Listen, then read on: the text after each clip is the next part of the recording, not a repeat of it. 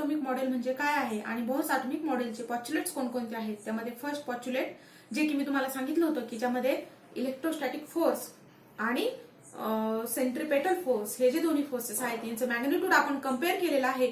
आणि त्यानंतर सेकंड पॉच्युलेट नुसार आपण अँग्युलर मोमेंटम आणि NH/2π ह्या दोन व्हॅल्यू ज्या आहेत त्या कम्पेअर केलेल्या आहेत. आणि त्या कम्पॅरिझन नंतर मग आपल्याला रेडियस आणि व्हेलॉसिटी, nth ऑर्बिटची रेडियस आणि nth ऑर्बिटची व्हेलॉसिटी, इलेक्ट्रॉन ज्यावेळेस रिव्हॉल्व्ह होतो त्या न्यूक्लियस भोवती ऍटम मध्ये त्यावेळी त्या व्हॅल्यूज किती असतात हे आपण डेरिव्हेशन नुसार काढलेलं आहे.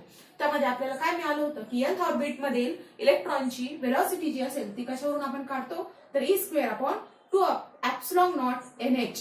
आता एप्सिलॉन नॉट किंवा एप्सिलॉन 0 म्हणजे काय तर परमिटिव्हिटी ऑफ फ्री स्पेस, म्हणजे व्हॅक्यूम मधील हा एक कॉन्स्टंट आहे त्याला परमिटिव्हिटी ऑफ फ्री स्पेस म्हटलं जातं. आणि त्याची व्हॅल्यू किती आहे तर 8.85 × 10⁻12 युनिट्स. आणि युनिट काय असेल तर कुलम स्क्वेअर पर न्यूटन स्क्वेअर. आता ऍक्च्युअली हे युनिट कसं येतं तर मी तुम्हाला सांगितलं होतं की इलेक्ट्रोस्टॅटिक फोर्स म्हणजेच काय असतो की हा फोर्स असतो 1/4π एप्सिलॉन नॉट आणि हा एक कॉन्स्टंट असतो. आणि हा फोर्स कुणामध्ये प्रेझेंट असतो तर जे कोणतेही दोन चार्जेस असतील त्या दोन चार्ज मध्ये हा प्रेझेंट असतो. तो डायरेक्टली प्रपोर्शनल असतो त्या दोन चार्जचं मल्टिप्लिकेशन आणि इन्व्हर्सली प्रपोर्शनल असतो त्या दोन चार्ज मधील डिस्टन्स किती असेल त्या डिस्टन्सचा स्क्वेअर. ओके, म्हणजे R² हे झालं त्याचं मॅग्निट्यूड. आता इथे बघा एप्सिलॉन नॉट आहे, जर एप्सिलॉन नॉट मी लेफ्ट साइडला नेला तर तो न्यूमरेटरला जाईल आणि F जो आहे तो राईट साइडला नेला तर काय होईल तो डिनॉमिनेटरला येईल. म्हणजे इथे काय येईल Q1 Q2 अपॉन R² आणि F आला डिनॉमिनेटरला. आता 1/4π याला कुठलेही युनिट्स नाहीयेत. Q1 Q2 म्हणजे दोन चार्जेस आहेत, चार्जचे युनिट काय असतात coulomb, coulomb into coulomb, coulomb square upon R म्हणजे काय डिस्टन्स, याचा युनिट काय आहे तर मीटर, म्हणजे R² म्हणजे मीटर स्क्वेअर आणि F म्हणजे काय झालं न्यूटन. म्हणजे कुलम स्क्वेअर मीटर पर मीटर स्क्वेअर न्यूटन किंवा कुलम स्क्वेअर पर न्यूटन मीटर स्क्वेअर हे काय झालं त्याचं युनिट झालं. ओके, यावरून आपण त्याचं युनिट लक्षात ठेवू शकतो अशा प्रकारे. त्यानंतर पुढचा एक कॉन्स्टंट आपण यामध्ये बघतोय तो कॉन्स्टंट कोणता आहे तर E आहे. E म्हणजे काय तर चार्ज ऑन इलेक्ट्रॉन. त्या इलेक्ट्रॉनवर किती चार्ज असणार आहे त्याचं मॅग्निट्यूड म्हणजे आपण E अशा सिम्बॉलने इथे दर्शवतो. तर E किती असेल E ची व्हॅल्यू जी असते ती फिक्स असते. किती असते तर त्याचं मॅग्निट्यूड असतं Eचं मॅग्निट्यूड असतं 1.6 × 10⁻19 कुलोम. कारण चार्ज आहे म्हणून त्याचं युनिट काय असेल तो कुलोम असेल. पुढचा कॉन्स्टंट जो आहे तो आहे N म्हणजेच काय तर इथे मी तुम्हाला लास्ट लेक्चर मध्ये कम्पेअर केलं सांगितलं होतं की N म्हणजे काय असतो तो इंटिजर असतो. इंटिजर कोणता तर न्यूक्लियसच्या भोवतीची जी फर्स्ट ऑर्बिट असेल तर फर्स्ट साठी आपण डिनोट करणार N = 1. नंतर इंटिजर न्यूक्लियसच्या नंतरची जी सेकंड ऑर्बिट असेल त्याला आपण म्हणणार आहोत N = 2. नंतर थर्ड ऑर्बिट असेल त्याला म्हणणार आहोत N = 3 आणि फोर्थ ऑर्बिट साठी N = 4 सो ऑन. अशा प्रकारे आपण त्या व्हॅल्यूज इथे पुट करणार आहोत. या बेसिस नुसार आपल्याला N जर 1 पुट केला तर फर्स्ट ऑर्बिट मधील इलेक्ट्रॉनची व्हेलॉसिटी मिळेल. फर्स्ट ऑर्बिटची रेडियस किती असेल ती ऍव्हरेज रेडियसची व्हॅल्यू या ठिकाणी मिळेल. ठीक आहे. नंतर पुढचा कॉन्स्टंट कोणता आहे तर H हा कॉन्स्टंट कोणता आहे तर H म्हणजे प्लँक्स कॉन्स्टंट. हा कॉन्स्टंट आपल्याला बोहर्सच्या सेकंड पॉच्युलेट मध्ये आला होता की ज्यामध्ये आपण अँग्युलर मोमेंटम ची व्हॅल्यू जी आहे ऑर्बिटल अँग्युलर मोमेंटम ची व्हॅल्यू MVR ती कम्पेअर केली होती NH/2π आणि त्या दोन्ही इक्वल व्हॅल्यू आहेत असं बोहरने सांगितलं होतं. तर त्यामध्ये हा जो H आहे त्याला प्लँक्स कॉन्स्टंट असं म्हटलं जातं. प्लँक्स कॉन्स्टंटची व्हॅल्यू किती असते तर 6.625 × 10⁻34. आता याचं युनिट काय असणार आहे तर मी तुम्हाला ऑलरेडी सांगितलं की ज्यावेळी थर्ड पॉच्युलेट नुसार बोहरच्या थर्ड पॉच्युलेट नुसार इलेक्ट्रॉन हायर ऑर्बिट मधून म्हणजे 3 नंबरचा ऑर्बिट असेल किंवा 4 नंबरचा ऑर्बिट असेल त्या ऑर्बिट मधून लोअर ऑर्बिट मध्ये म्हणजे 3 नंबरच्या ऑर्बिट मध्ये असेल तर 3 पेक्षा खालचे ऑर्बिट कोणते आहेत 1 किंवा 2. ज्यावेळी हायर ऑर्बिट मधून तो लोअर ऑर्बिटला जम्प करणार आहे त्यावेळी काही एनर्जीचे रेडिएशन्स बाहेर पडणार आहे. ती एनर्जी किती असणार आहे तर बोहरच्या थर्ड पॉच्युलेट नुसार ती एनर्जी असणार आहे hν. आता या ठिकाणी E2 - E1 काय असेल तर hν. आता म्यू ची तुम्हाला मी डेफिनेशन सांगितली आहे. म्यू म्हणजे काय तर number of revolutions per unit time is called as frequency. Frequency म्हणजे काय तर एका सेकंदात किती व्हायब्रेशन्स होणार आहे त्याला आपण फ्रिक्वेन्सी म्हणूया. मग आता समजा की मी एक फिगर काढते या ठिकाणी 1 2 3 4 5 6 7 8 9 10. ओके, तर आता हे किती व्हायब्रेशन झाले टोटल 10 व्हायब्रेशन झाले. इथपासून मी स्टार्ट केलं परत या पॉइंट पर्यंत किती झाला टोटल 1 2, 3 अशा प्रकारे 10 व्हायब्रेशन्स आहेत. 10 व्हायब्रेशनसाठी मी तुम्हाला सांगते की 10 सेकंद एवढा टाइम लागतोय. ओके, किंवा हे 10 रिव्होल्युशन्स कंप्लीट होण्यासाठी किती टाइम लागतोय, तर 10 सेकंद एवढा टाइम लागतो. म्हणजे एका सेकंदामध्ये किती रिव्होल्युशन्स होणार आहे, तर एकच रिव्होल्युशन होणार आहे. फ्रिक्वेन्सी कशाला म्हणायचं, तर एका सेकंदामध्ये जेवढे रिव्होल्युशन होतील त्याला आपण काय म्हणूया, फ्रिक्वेन्सी. म्हणजे फ्रिक्वेन्सी किती आला इथे, 10 divided by 10 is equal to 1 आणि त्याचे युनिट जे आहे ते आहे हर्ट्झ. आता एका सेकंदामध्ये जेवढे व्हायब्रेशन्स होतात त्याला जसं फ्रिक्वेन्सी म्हटलं जातं, तशाच प्रकारे एक व्हायब्रेशन कंप्लीट होण्यासाठी जेवढा कालावधी लागतो त्यालाही आपण टाइम पिरियड असं म्हणतो. मग आता एक व्हायब्रेशन इथे कंप्लीट होण्यासाठी किती टाइम पिरियड लागला, तर 10 व्हायब्रेशनसाठी किंवा 10 रिव्होल्युशनसाठी 10 सेकंद लागले. म्हणजे एका व्हायब्रेशनसाठी किती लागला टाइम पिरियड, तर 10/10 म्हणजेच किती लागलं इथे 1 सेकंद एवढा टाइम लागला. तर या दोन्ही मधलं रिलेशन आपण अशाही पद्धतीने दाखवू शकतो की mu is equal to 1/T. म्हणजेच हर्ट्झला आपल्याला काय म्हणता येईल की रिव्होल्युशन्स पर सेकंद असं आपण म्हणू शकतो की एका सेकंदामध्ये जेवढे रिव्होल्युशन होतील तेवढा म्हणजे काय असणार आहे, तर फ्रिक्वेन्सी असणार आहे.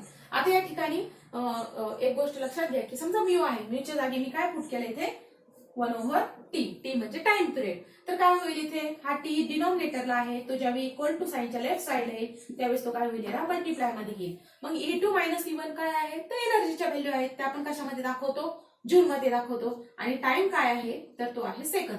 म्हणून याचं युनिट काय झालं की जूल इंटू सेकंद. ते मी इथे दाखवलंय किती आहे, जूल इंटू सेकंद. आणि त्याची व्हॅल्यू किती आहे, तर तो एक कॉन्स्टंट आहे, त्याची व्हॅल्यू बाय कॅल्क्युलेशन 6.625 इंटू 10⁻34 एवढी ती व्हॅल्यू येते. ठीक आहे, आता हे झालं कॉन्स्टंटचा पार्ट. इथपर्यंतचा पार्ट आपण आतापर्यंत बघितलेला आहे.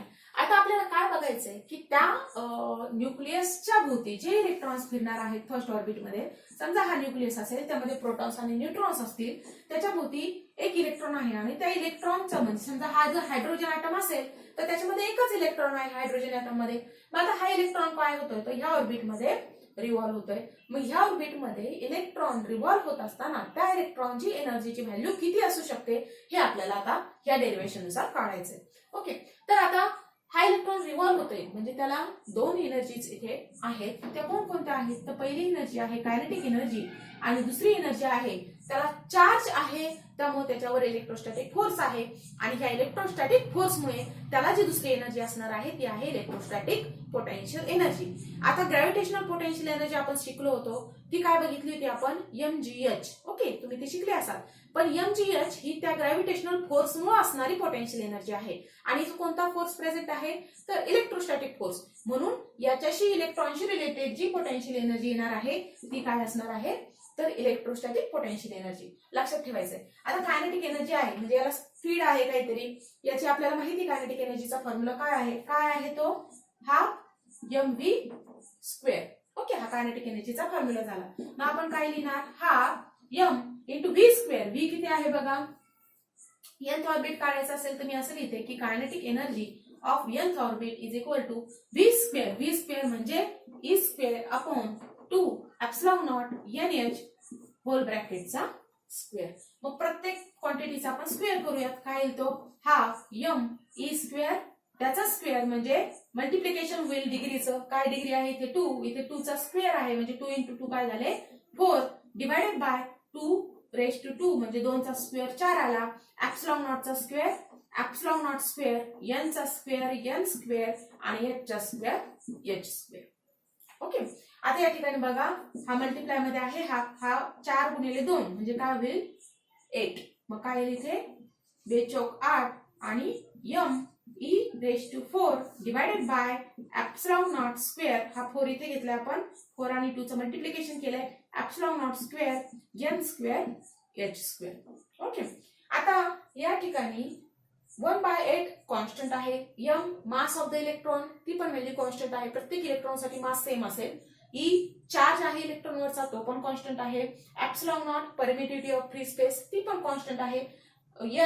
n फर्स्ट ऑर्बिट साठी जर आपण व्हॅल्यू काढणार आहोत तर फर्स्ट ऑर्बिट साठी ती व्हॅल्यू जी असेल ती आपण n1 पुट करणार आहोत आणि h² जो असेल तो h आपला काय आहे ऑलरेडीच कॉन्स्टंट आहे. म्हणजे फर्स्ट ऑर्बिटसाठी जो इलेक्ट्रॉन असणार आहे, फर्स्ट ऑर्बिट मधला इलेक्ट्रॉन, त्याची व्हॅल्यू कॉन्स्टंट असणार आहे. पण सेकंड ऑर्बिटमध्ये गेल्यानंतर यांची व्हॅल्यू चेंज होणार आहे. यांची व्हॅल्यू आपण 2 पुट करणार आहे. म्हणजे सेकंड ऑर्बिटच्या इलेक्ट्रॉनची व्हॅल्यू जी असणार आहे ती वेगळी येणार आहे. म्हणजेच याचा अर्थ काय झाला इथे की कायनेटिक एनर्जी ही इन्व्हर्सली प्रोपोर्शनल आहे. जसा जसा इलेक्ट्रॉन न्यूक्लियस पासून लांब जात जाणार आहे तसा तसा ऑर्बिटचा नंबर वाढणार आहे. सेकंड हा इलेक्ट्रॉन इथे नसून जर सेकंड ऑर्बिट मध्ये असता तर यांची व्हॅल्यू काय झाली असती, 2 झाली असती. म्हणजे जी टोटल व्हॅल्यू येणार आहे तिथे आपल्याला 1 ने डिवाइड करण्याच्या ऐवजी 2 चा स्क्वेअर म्हणजे 4 ने डिवाइड करावं लागलं असतं. म्हणजे कायनेटिक एनर्जीची व्हॅल्यू लगेचच इलेक्ट्रॉनच्या काय झाली असती, 4 पटीने कमी झाली असती. ओके, आता ही झाली कायनेटिक एनर्जीची व्हॅल्यू. आपण ही देखील इथे लिहून ठेवूयात की कायनेटिक एनर्जीची व्हॅल्यू आपली किती आलेली आहे, तर m(e⁴ divided by 8 epsilon naught square m square h square. Okay, आता आपल्याला फाइंड आउट करायची आहे पोटेन्शियल एनर्जीची व्हॅल्यू.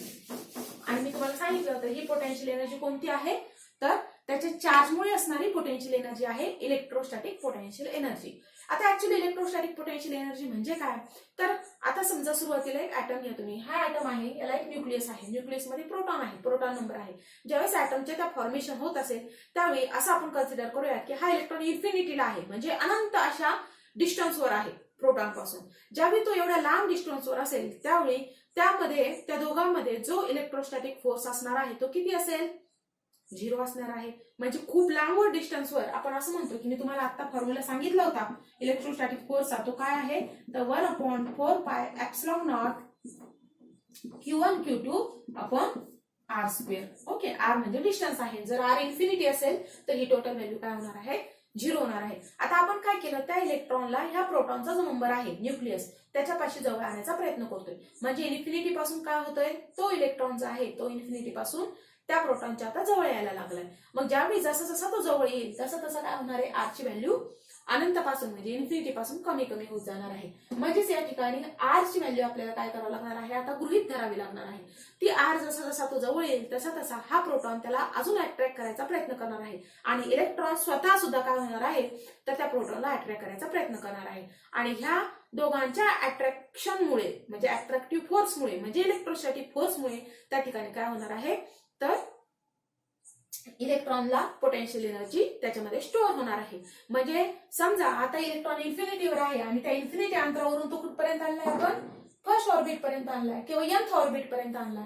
तर त्या nth ऑर्बिट पर्यंत येईपर्यंत किंवा त्या पर्टिक्युलर रेडियस पर्यंत येईपर्यंत त्याची जी व्हॅल्यू असणार आहे ती व्हॅल्यू ते फोर्स जो असणार आहे तो त्याच्यामध्ये स्टोअर होणार आहे. म्हणजे इथे वर्क डन करून येणार आहे. डिस्टन्स इंटू आपण म्हणतो force, force into displacement is equal to work. पण ती पोटेन्शियल एनर्जी हे जे वर्क घडून येणार आहे ती त्यामध्ये पोटेन्शियल इलेक्ट्रॉन मध्ये पोटेन्शियल एनर्जीच्या फॉर्म मध्ये स्टोअर होणार आहे.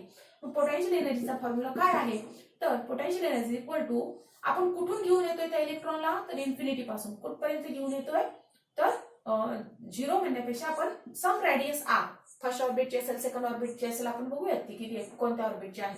समजा ह्या रेडियस पर्यंत आपण आर्यन रेडियस पर्यंत हा जो आहे इलेक्ट्रॉन तो घेऊन येत आहोत. आणि कोणता फोर्स असणार आहे त्यावेळी त्याच्यावर, फोर्स इंटू डिस्प्लेसमेंट म्हणजे वर्क. आणि हे वर्क स्टोअर होणार आहे पोटेन्शियल एनर्जीच्या फॉर्म मध्ये. फोर्स आणि तो काय असणार आहे, इंटू डिस्प्लेसमेंट. डिस्प्लेसमेंट किती, तर टोटल जे डिस्टन्स असणार आहे इन्फिनिटी पासून ते या आर्यन पर्यंत ते आपण डिनोट केलेलं आहे dr ने. ओके, मग आता हे किती आहे आपल्याला बघायचंय. तर त्यासाठी आपल्याला इथे काय करावं लागेल बघा, इन्फिनिटी आर्यन. आता इथे बघा F.dr फोर्स किती आहे मी तुम्हाला सांगितलं, किती आहे तो 1/4π epsilon naught q1 q2 upon force म्हणजे त्या पर्टिक्युलर पॉइंटला हा आर जो आहे तो व्हेरिएबल आहे. जसं जसं डिस्टन्स व्हेरी होत जाणार आहे तसा तसा तो फोर्स चेंज होत जाणार आहे. ओके, हे झालं त्याची फोर्सची क्वांटिटी आणि into dr. Okay, into dr dot product आहे तो. आता या ठिकाणी एक लक्षात घ्यायचंय, is equal to infinity to R N nth orbit पर्यंत आपण त्याला घेऊन येतोय. हा कॉन्स्टंट आहे पूर्ण 1/4π एप्सिलॉन नॉट, त्यामुळे तो काय होईल इंटिग्रेशनच्या बाहेर येईल. q1 q2 तर यातली कुठली क्वांटिटी dr, फक्त r व्हेरिएबल आहे. q1 q2 म्हणजे चार्ज जो असणार आहे तो न्यूक्लियसचा चार्ज आणि त्या इलेक्ट्रॉनचा चार्ज, ह्या पण क्वांटिटीज काय असणार आहे, फिक्स असणार आहे. ओके, आता तो चार्ज जो आहे तो या ठिकाणी एक इलेक्ट्रॉन आणि एक प्रोटॉनसाठी आपण काढणार आहोत. जर तुम्ही एक इलेक्ट्रॉन आणि न्यूक्लियसच्या ॲटॉमिक नंबरसाठी काढलात तर तुम्ही एक चार्ज काय घ्यायचा Q1 घ्यायचा. Q1 म्हणजे एक इलेक्ट्रॉन आणि Q2 म्हणजे समजा इथे किती आहेत प्रोटॉन्स तर झेड नंबर म्हणजे ॲटॉमिक नंबर इतके प्रोटॉन्स असणार आहे. ॲटॉमिक नंबर आणि प्रोटॉनचा नंबर सेम असतो. त्याच्यावर एका प्रोटॉनवर चार्ज किती आहे तर इलेक्ट्रॉन इतका चार्ज आहे. मॅग्निट्यूड त्याचा इलेक्ट्रॉन इतका आहे म्हणजे इथे झेड येईल. पण जर तुम्ही इथे एक ॲटॉमिक साठी काढत नसाल म्हणजे आपण जसं इथे बघितलं इथे झेड आपण घेतलेला नाही पण E² म्हणजे एक इलेक्ट्रॉन आणि एक प्रोटॉन मधलं सिम्प्लिफाईड मॉडेल बघतोय. तर मग आपण इथे काय लिहिणार आहोत Q1 is equal to E आणि Q2 is equal to E. मग काय येईल इथे E into E is equal to E². मी इथे लिहून ठेवते as Q1 Q2 is equal to E². Okay ती व्हॅल्यू आपण बाहेर काढली. आतमध्ये काय शिल्लक राहिलंय मग फक्त 1/r² dr. आता आपल्याला 1/r² चं इंटिग्रेशन काढायचंय. तर तुम्हाला माहिती असेल हा formula integration of x⁻n is equal to जर x⁻n असेल तर त्याचं इंटिग्रेशन कसं लिहिलं जातं x⁻n+1 डिवायडेड बाय n+1 आणि तिथे सम कॉन्स्टंट असतो सम कॉन्स्टंट c. कारण त्या कॉन्स्टंटचं ज्यावेळेस तुम्ही डिफरन्शिएशन करायला जातं त्यावेळेस ते 0 होऊन जातं. आणि समजा याला लिमिट्स असतील a आणि b तर काय केलं जातं मग x ची किंमत b पुट करायची n+1. आता हा n+1 कॉन्स्टंट आहे तो बाहेर येईल n+1 आणि आतमध्ये काय शिल्लक राहील b⁻n+1 डिवायडेड बाय 1 किंवा आपण असे लिहू शकतो ते b⁻n+1 मायनस एकदा x ची किंमत b ठेवायची आणि एकदा लोअर लिमिट पुट करा ते असेल a⁻n+1. ओके आणि हा n+1 बाहेर आलेला आहे. अशा प्रकारे हे इंटिग्रेशन कन्वर्ट होतं. ठीक आहे.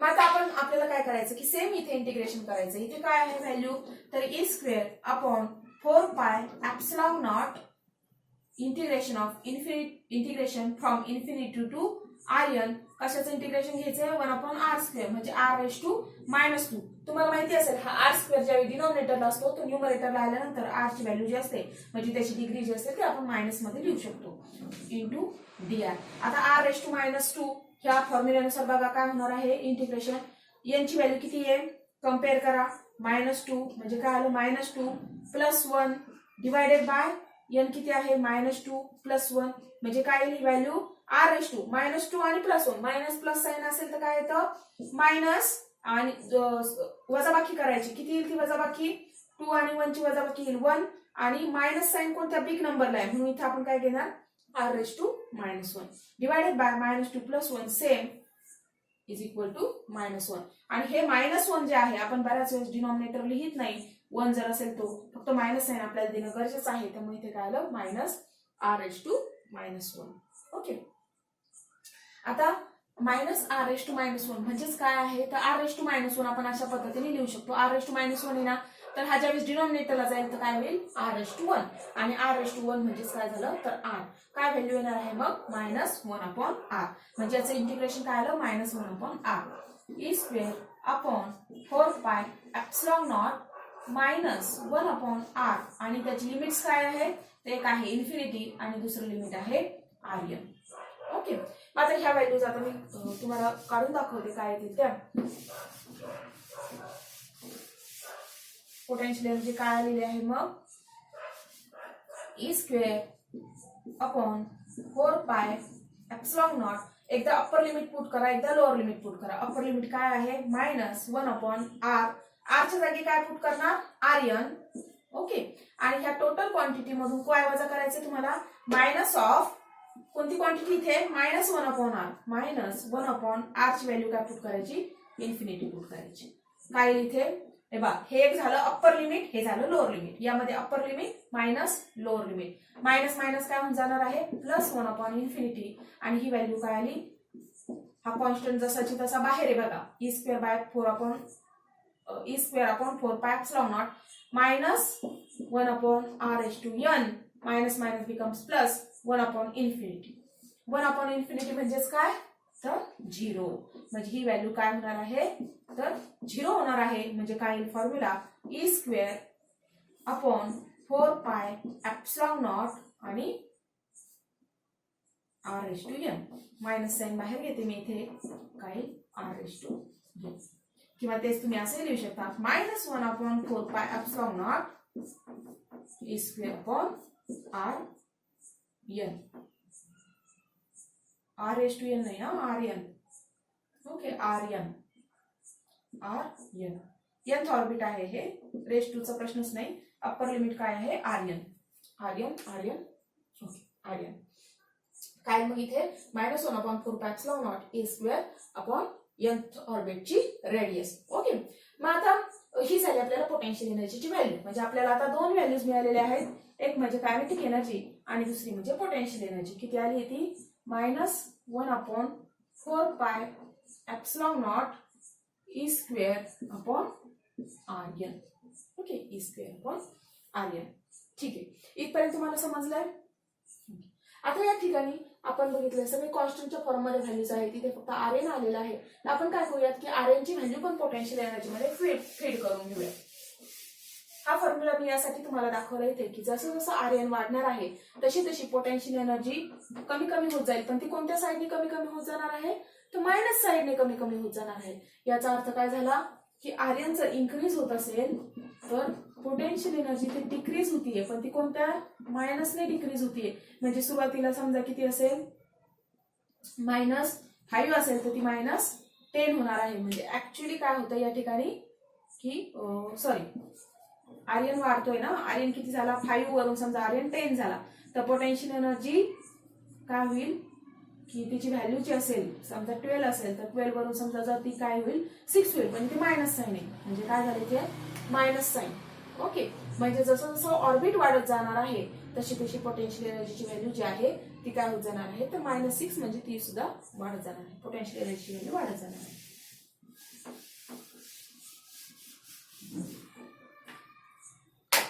ठीक आहे, मग आपण काढूयात व्हॅल्यू काय येते ती.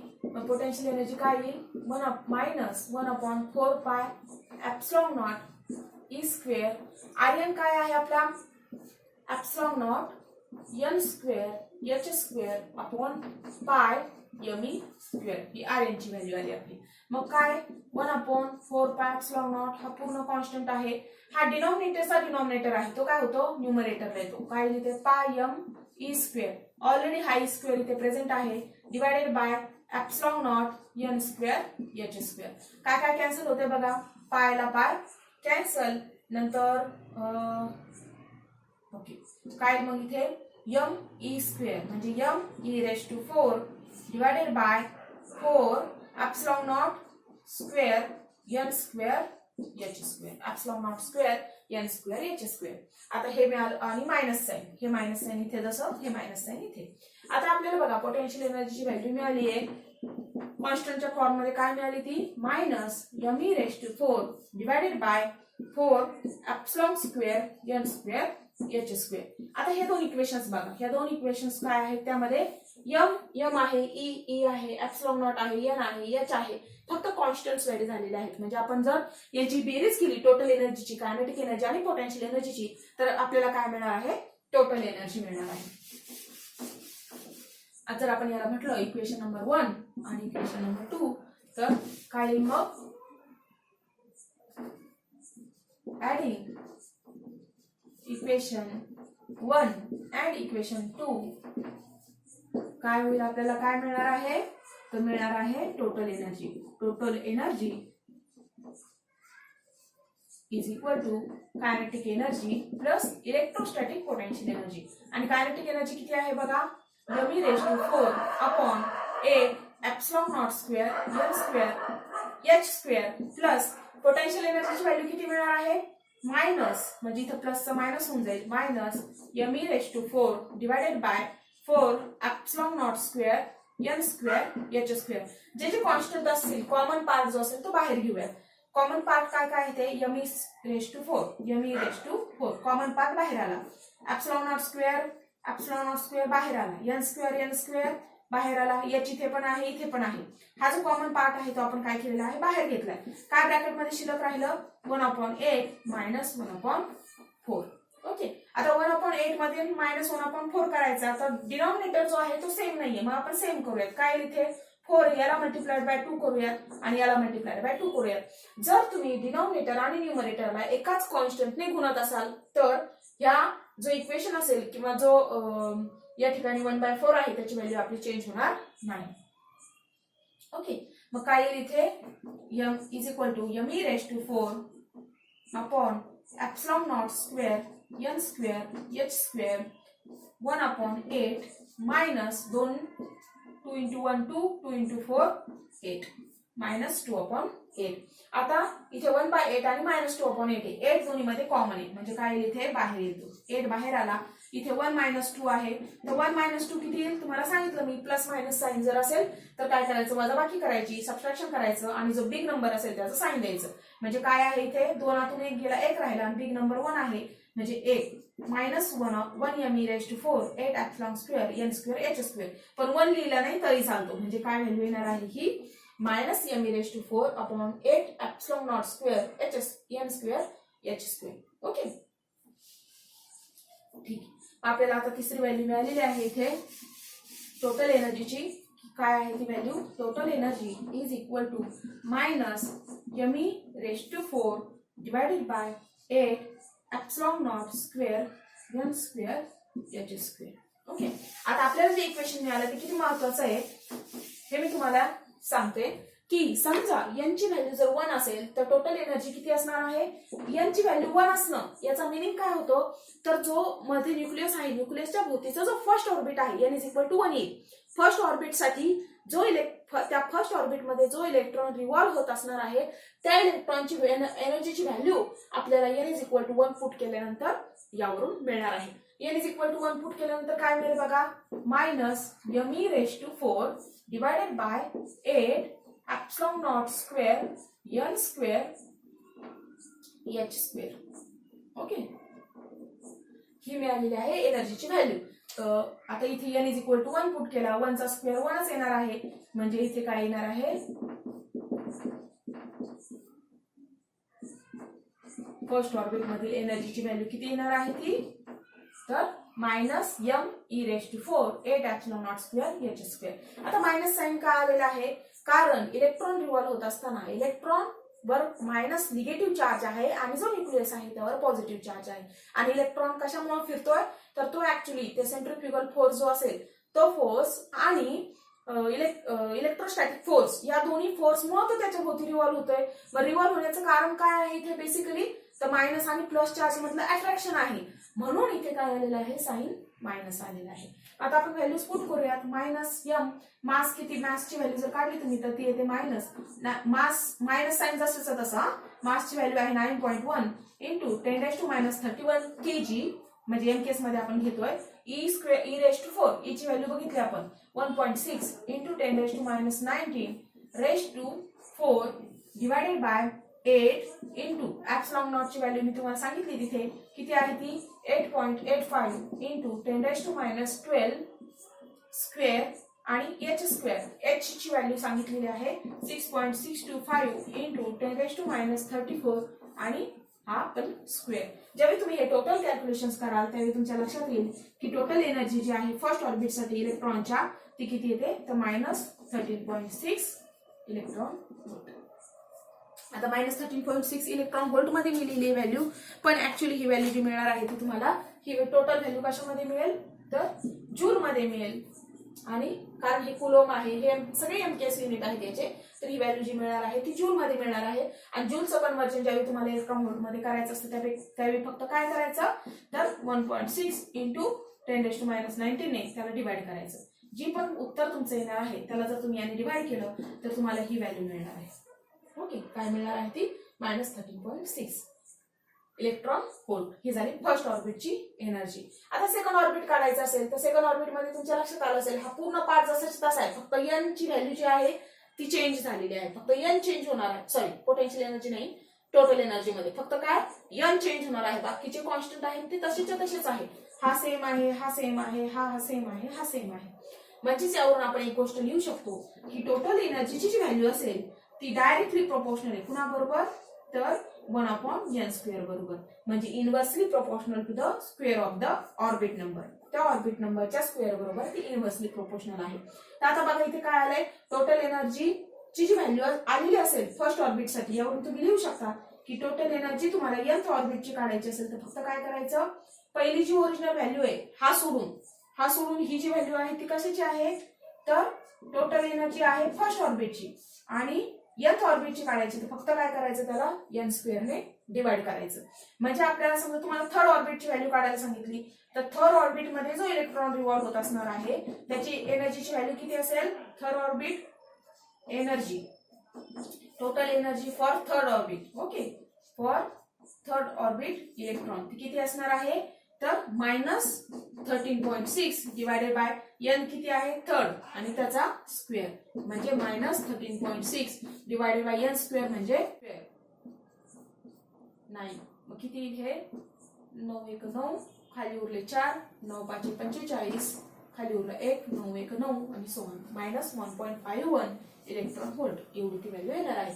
आणि आपण जर बघितलं जे आपण लाईन बघतो तर मायनस साइन ह्या साईडला असतं म्हणजे -13.6 आणि -1.5 इथे कुठेतरी -1.5 राईट साईडचा नंबर हा या नंबर पेक्षा काय असतो, मोठा असतो. म्हणजे एनर्जीची व्हॅल्यू आउटर ऑर्बिटची जी एनर्जीची व्हॅल्यू आहे ती जी व्हॅल्यू आहे ती काय आहे तर जास्त आहे. त्यालाच आपण एक्साइटेड, म्हणूनच आपण त्या इलेक्ट्रॉनिक स्टेजला एक्साइटेड स्टेज असं म्हणतो.